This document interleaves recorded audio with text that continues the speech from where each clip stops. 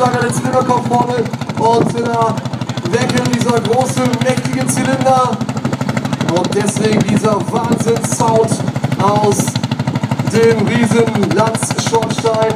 Und jetzt also die Frage, was für eine Show bietet uns Tore Behrens? Wie weit kann's gehen? 73 Meter ist die Ansage. Biederrecht, wir brauchen eure Anfeuerungsrufe. Er geht über die 70 Meter Marke der Lanz.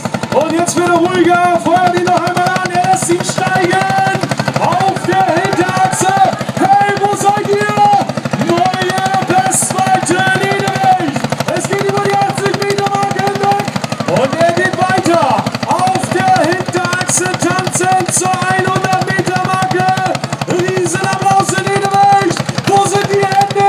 Er tanzt auf der Hinterachse. Tore Behrens und sein Lanz-Bulldog auf dem Weg zur 100 Meter Marke. 98, 99. Einen Riesenapplaus für das Publikum.